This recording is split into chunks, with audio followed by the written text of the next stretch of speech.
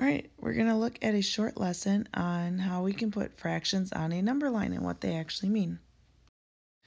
Let's start by looking at a problem. Salma was measuring the width of her desk, and this is what she found. If you were to estimate the fraction of the meter that she shaded, what would it be? Would it be 1/2, 3/4, 9/10, or 1/3? So why don't you pause the video and just kind of give a second to think about it. In this particular problem, they gave us the measurement as a decimal. We have if you look at our end on our number line, we have 0 and 1, which means everything in between is between 0 and 1.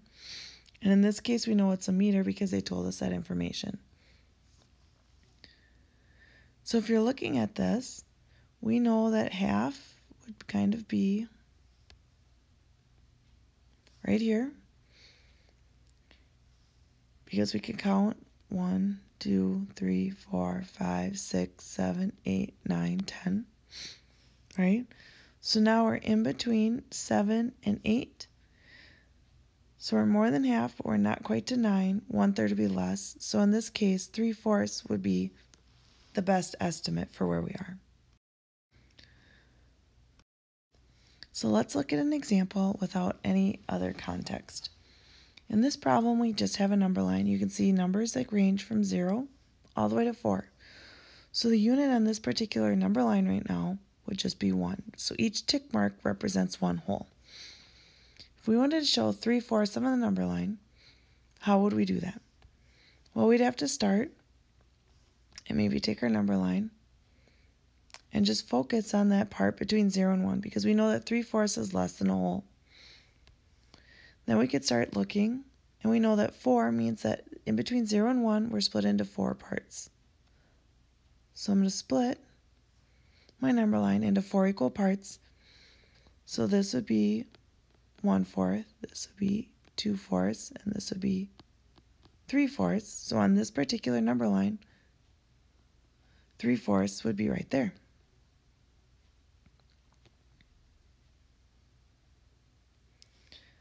So now I want you to pause the video and think about where would 2 3/4 be on the number line and how we could show that. So we know that 2 3/4 would be in between 2 and 3 because it's more than 2 since our whole number in front of the fraction and our mixed number is 2, but it'd be less than 3 because that's where we have a fraction.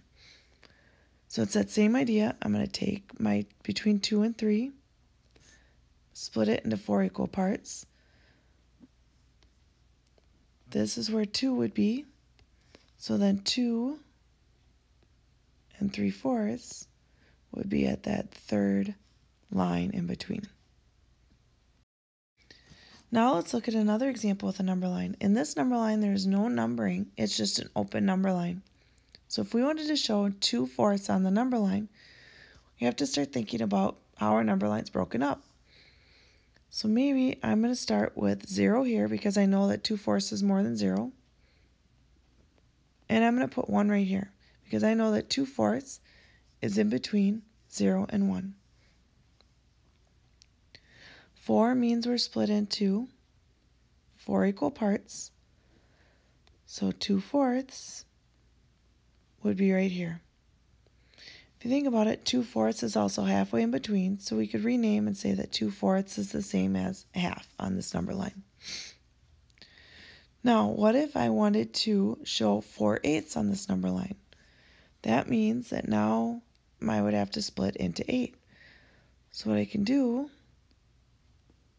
is take each of my sections and split it, and now when I'm looking, this would be 1/8, 2/8, 3/8, 4, 5, 6, 7, and then 8/8 would be 1.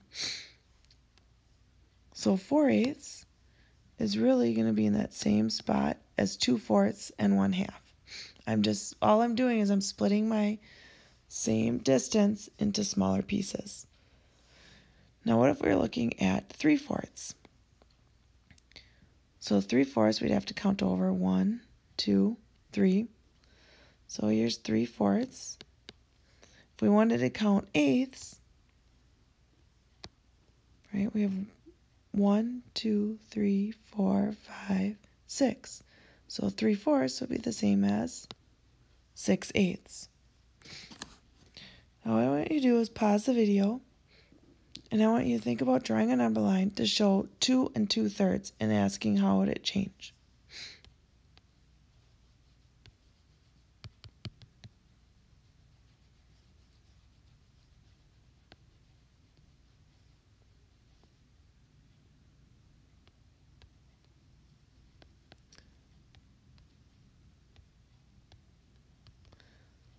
So what I did is I took away what else we had on our number line, and I'm going to kind of start over.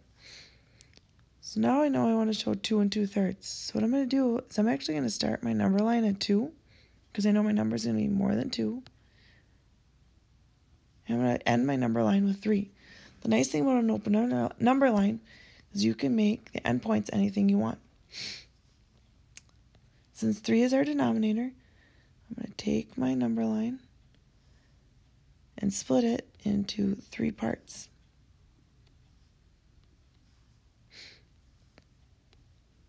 So this would be part 1, part 2, and part 3.